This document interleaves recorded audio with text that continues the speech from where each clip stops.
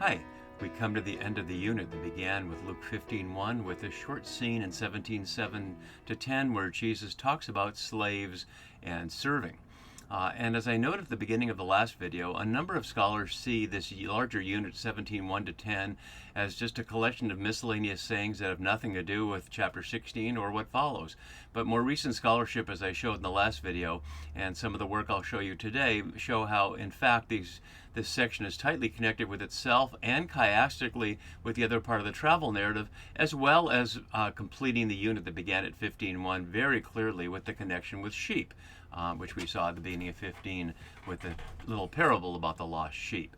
So it highlights what I've been trying to say throughout all of my series, is that if we continue to stay with these texts and we look closer and we go into the Greek or the Hebrew and we keep listening, we will find what the authors meant us to hear and how things fit together. So as we look at our unit, we're at the end here, that a life of trust in God is its own reward. And I had this as 17:5 to 10, but really what we did was 17:1 to 6 and then 7 to 10, because the issue about increase of faith was around the issue of forgiveness as well. But it could go either way. And so this whole unit that began with the tax collectors and sinners coming to listen to him, as at the end of 14 Jesus said, "Let those who have ears to hear listen," the Pharisees and the scribes grumbling. And as far as we can tell, it's been the same scene continuously at the meal at the house of the Pharisee, where they're grumbling not about people who are there, but of people who are outside listening in. And although we saw Jesus, according to the narrator, turn to talk to the disciples in 16:1 and at 17:1, that's part of the pattern that we've been seeing throughout this unit, highlighting these speaking to multiple audiences at the same time. So here at the end, this follows from what we saw in the last video about the issue after the rich man finds himself in the flames, about how to avoid the flames. So the first issue is forgiveness and rebuke, which is to call people to be on the way of Jesus and to practice endless forgiveness for all the times that occasions for scandal, as we saw happen. But now it's turning specifically to disciples or potential disciples around what's our reward. And the reward is doing it, as we'll see. And it's not highlighted completely here, but in the bigger picture, the reward is the reign of God, which is to say, if you choose to live according to the lordship of Jesus, who is living according to the lordship of the Creator God, then we are living, by definition, under the reign of God. And then we cannot serve mammon, and we're not serving the hierarchical scheme that makes the rich richer and the poor poorer, and ends up with the Lazarus at the gate of the rich man, but ends up, as we'll see in Acts of the Apostles, with people selling what they have, sharing all things in common, and doing it with glad and generous hearts. So that's the reward. It's not that there's some other worldly reward. It's not, notice, not a promise of you'll go to heaven when you die or anything like that, although we did see Lazarus in the bosom of Abraham.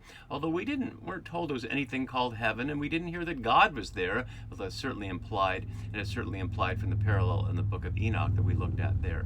But in this immediate scene, the reward is simply doing it.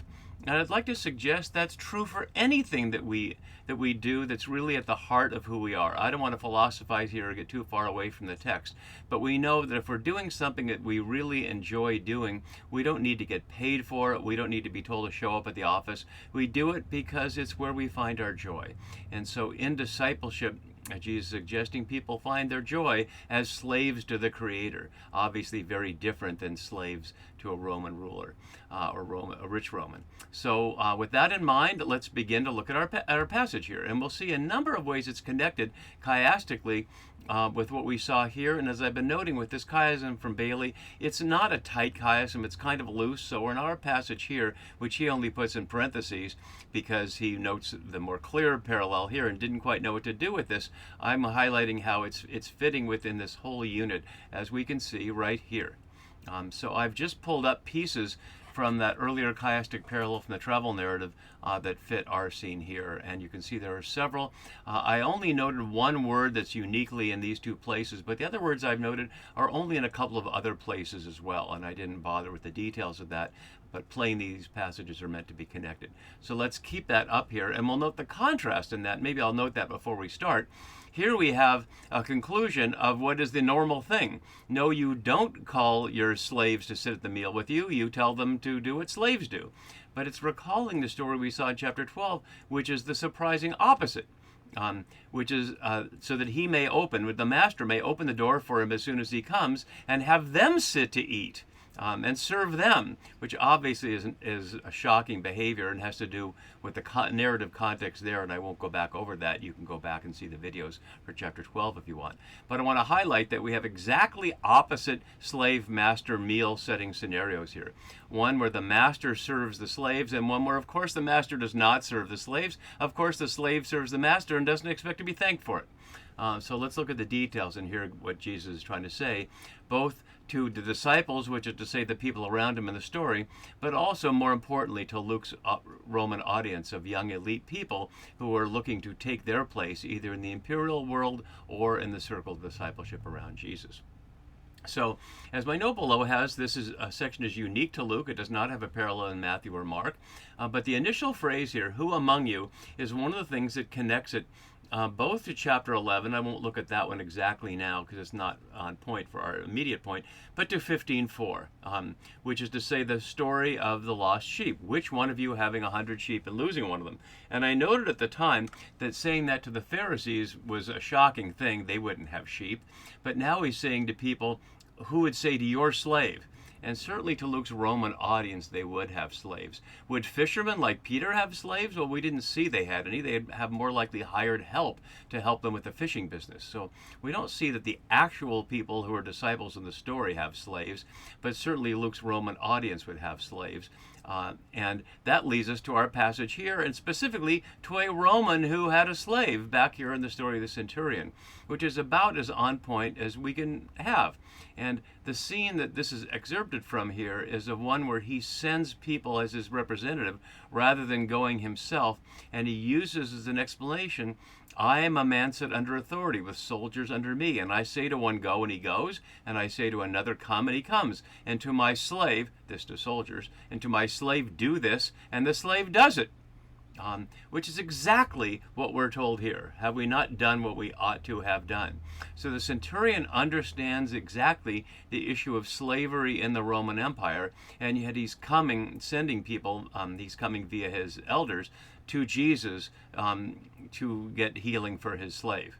So he understands from his imperial situation why he doesn't need to go personally and expect Jesus will do it. And of course, that highlights a theme we saw in the story of the Master of Injustice at the beginning of chapter 16, where after it, Jesus says, learn from these people. Learn from the people who work the imperial system for advantage of other people so that you can work the truly divine system to the advantage of yourself and of everybody. So a number of echoes there. So who among you would say to your slave, and it suggests that person only has one slave, but not necessarily. It could be the slave who's doing these things. And it's unusual things because, as you can see from this chart, all the other aspects of slavery we have here are house slaves. Either the stories about slaves or the stories in which slaves just happened to be there, like the meal scene here, or in the story of bringing out the robe to the prodigal son. But this is the focus on what a master would say to the slave, not what the slave would do, but then it shifts. Who has just come in from plowing, using a word only here in the Gospels and only one other time in the New Testament in 1 Corinthians, where Paul uses it a metaphor for ministry. That's not necessarily what Luke has in mind here. But he could just said from plowing or doing something out in the field, but he adds tending sheep in the field, using the verb form, poimentona, only here and only one other time in Luke Acts, and again, it's for ministry like it was in Paul. But it recalls the beginning of the unit here. I don't see any reason why this example of tending sheep is here other than to remind us of the lost sheep at the beginning of chapter 15 and to form a little inclusio for our unit here. So tending sheep in the field, which is in the cultivated land, as we saw back in 1515 and 1525, where the prodigal son was, and where the elder son came back from the field, perhaps tending the slaves in the field. Come here at once and take your place at the table. And the point is, he's making a counterfactual supposed here. Nobody would do that. Would say to your slave, come here and take your place at the table. There's a real question about whether field slaves and house slaves would be doing a similar task. These are plainly field slaves, those who are plowing or tending sheep, and these would be house slaves. And just like in the American Southern slavery, there's a real distinction between slaves who are doing housework, not just the menial work of the house, but the important work of, for example, being a manager could well be done by a slave, as we saw the possibility of the character in the beginning of chapter 16. So we don't know if that's so. If you'd like to know more about slavery, this article online from Keith Bradley is a very helpful introduction to recent work, and his 1994 book, which is available for anybody here at archive.org if you'd like to know much more about Roman slavery. And that gives us more context than I want to provide here, but you can access it if you'd like to know more. So he says counterfactually, which one of you say, come here at once, using the word for immediately that we see a number of times, and back in chapter 12, but in a different context, and take your place at the table, which echoes here exactly, to take your place at the table. I'm sorry, this is the one we're on, and it echoes the reverse here, where the Pharisee had invited him to take his place at the table using the exact phrase. So that's still echoing in the background a chapter later when we get to this scene here.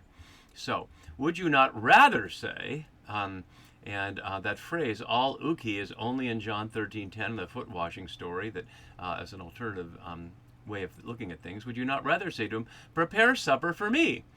And the word for prepare here, hetoi meson, here is in that place and also in this place that we see here. I'm sorry, I keep doing that. That he, here on this side here as well, he will come and prepare for them here.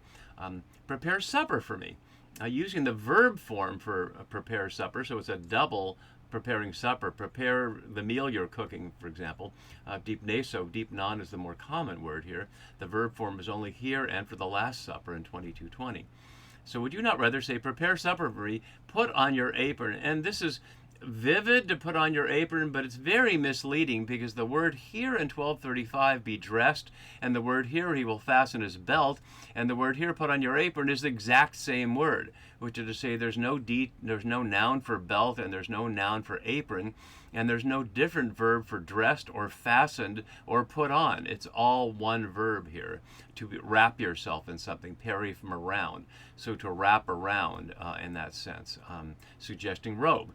So would you not put on your serving gear, if you will, here, wrap yourself in it, and serve me while I eat and drink? Later you may eat and drink. Metatauta, familiar transition phrase in John's Gospel, the narrator uses here to say after these things. But here it's highlighting at some other time. And we don't know actually if this is true, if this is what would happen, that you'd call in a slave from working in the field and have them prepare your food for you unless you only had one slave. Notice this is an either or, plowing or tending, suggesting the same slave could be doing one or the other. So with this little counterfactual, no, you would not tell your slave to come here and join the table. You would tell your slave to serve. And yet there's a tricky detail in here that we'll look at in terms of it seeming like Jesus is approving of slavery. Do you thank the slave for doing what was commanded?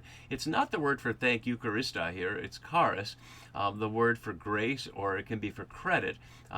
But it's used there for credit in 6:32 and 34. Let's look at it there in terms of the Sermon on the Plain. If you love those who love you, what credit is that to you? Even sinners do that. In other words, you're not doing it for the credit. You don't lend with the hope of receiving. That's what others do. Your reward is great because your reward is the reign of God. And we already saw that implication back there. So do you thank the slave for doing what was commanded? And doing, poieo, is 4 times in these verses here, 3 times in this verse and here, highlighting that. For doing what is commanded, diatasso, which is the same here as ought to have done. I'm sorry, no, it's not the same. It's the same as here, what you were ordered to do. It's interestingly only here in this verse and in Matthew 11 in the Gospels. So besides looking at the details word, let's listen to what's happening. Do you give thanks to your slave? Do you commend your slave for doing what was commanded? And that rhetorical question is left unanswered, with the implication, of course, being no, you don't. As Gyong, who's article I was noting in the last video was so excellent on the first part of this unit 17:1 to 10. He adds, the point born out of such rhetorical questions is the absolute superiority of the master to whom the servant is supposed to render complete and self-disregarding obedience. If the master commands, the servant simply does it, since he knows that this is the only proper disposition a servant can assume before his master. And so, as Guang notes here, Jesus continues, so you also, when you have done all that you are ordered to do, noting the all for forgiving over and over and over again from the last part of the scene, you shall say, and this is a bad translation here I want to look at more closely, but New RSV has, we are worthless slaves, we have done only what we ought to have done. The word for earthless, akrioi, here is only here in Luke Acts, and it's only once in Matthew in the talents parable, and we're not going to look at that now. It's in the Septuagint only twice, and once in David's response to Michal in 2 Samuel 6:22, where it's described here as contemptible, make himself more contemptible. But as Green notes, it's not about uselessness, it's about no favor is due. As the Louw-Nida lexicon suggests, not deserving praise, that's a typo, not deserving praise. Other English translations have unprofitable, or here, like worthless, unworthy. But it's really not about worth. It's not to say the slaves are worthless, it's to say you don't thank the slave for doing what they're supposed to do. And in their honor-shame culture, thanks come in the reciprocity code when you can't repay. So thanking was what a client does for a patron, since in the reciprocity code, if somebody invites you for dinner, you invite them back, as we saw in chapter 14, where Jesus says, don't invite your rich friends and neighbors lest they repay you by inviting you back. In other words, do it for the sake of the kingdom, not for the sake of getting the reward. And similarly here, the issue isn't that the slaves have no value, it's that there's no thanks being given because they're part of an exchange where they're given food and other things that slaves are given in exchange for carrying out their duties. So they're simply doing their job. And if you were an ordinary workplace, maybe people are polite to thank you for doing your job, but you're getting paid to do your job, and that's the thanks. So here, the thanks for people being obedient to the Lord God rather than the Lord Mammon is to live in the reign of God. Not just that they're in it, but the life that the reign of God is, of abundance and inclusion and love. So now here's the kicker at the end. We've done only what we ought to do using ophilomen, which is what we were owing, which is about debt relief. And the only other time the verb is used, 3 times or 3 contexts in Luke, it's all about debt relief. It's worth it to just go back and look at those briefly. In 741, we saw a certain creditor had 2 debtors, and which one will love more? And this had to do with the woman of the city who was a sinner, and Simon the Pharisee being asked which one would love more, and he responds, inevitably, the one who had the greater debt released. And similarly, Jesus tells people to pray, his disciples to pray, forgive everyone indebted to us related to sins. And finally, in 16:5 and 7, we saw the manager of injustice creating good for all by practicing debt relief. So every time the word has been used, it's about reducing debt. In other words, about a jubilee practice that points toward equality. And here, there's not debt relief. They've done everything they've done. In other words, they've completely paid their debt as slaves that they owe to the master by doing their job. And that is the reward. So that completes our unit here. And then we notice here on the way to Jerusalem, Jesus goes through a region between Samaria and Galilee.